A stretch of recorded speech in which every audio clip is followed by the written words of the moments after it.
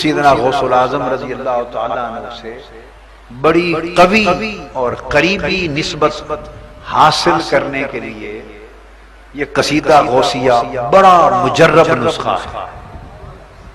اولیاء کرام قصیدہ غوثیہ کا ورد کرتے ہیں، قصیدہ غوثیہ کا ورد کرتے ہیں،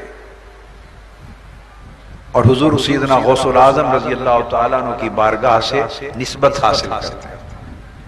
مجھے بائی دی وے ایک واقعہ یاد آ گیا۔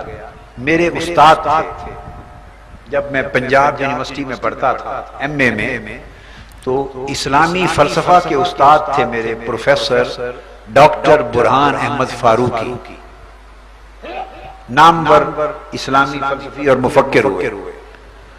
یہ بات انہوں نے مجھے سنائی اور ذاتی مشاہدہ سنایا۔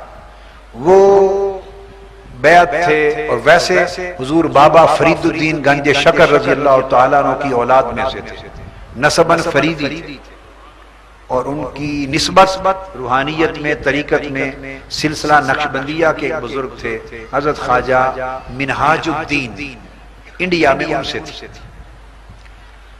انہوں نے یہ واقعہ مجھے سنایا چشم دید، کہنے لگے کہ میں کسی وقت، وہ جب انڈیا سے لاہور آ کے سیٹل ہوئے، کہنے لگے کہ میں دریائے راوی کے کنارے گیا، دریائے راوی کے کنارے گیا اپنے کسی کام یا کسی ریاضت اور مجاہدے کے لیے یا سیر و تفریح کے لیے۔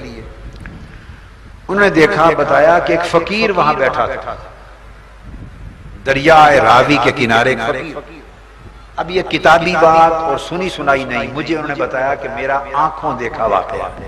ایک فقیر بیٹھا تھا، وہ کچھ ورد وظیفہ کر رہا تھا، دل میں پڑھ رہا تھا، میں بس اس کے پیچھے ہو کے کھڑا ہو گیا، دیکھتا رہا۔ اس کے بعد وہ اپنا وظیفہ مکمل کر چکا تو ایک جلال کی کیفیت میں آیا، تو آپ نے فرمایا کہ وہ اپنی یہ انگلی کرتا تھا دریائے راوی کی طرف، اور اس طرح ہاتھ اٹھاتا تھا، اس طرح ہاتھ اٹھاتا تھا، تو جہاں تک اس کا ہاتھ اور انگلی کا نشان جاتا تھا دریائے راوی کی لہر اسی طرح اٹھ کر ہوا میں معلق ہو جاتی تھی۔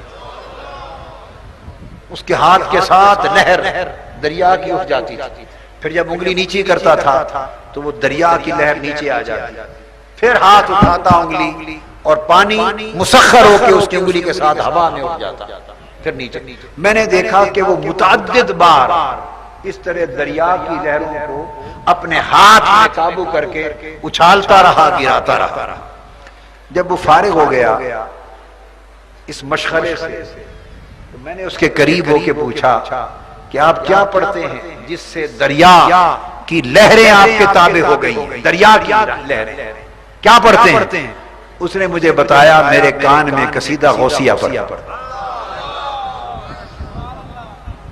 قصیدہ غوثیہ، اور اس کا انہوں نے بتایا مجھے وہ شعر یاد نہیں رہا، فلاں شعر، کہ اس شعر کا یہ وظیفہ کرتا ہوں، یہ اس شعر کا تصرف ہے کہ دریائے راوی کی لاوی کی لہریں میرے ہاتھ کے تابع۔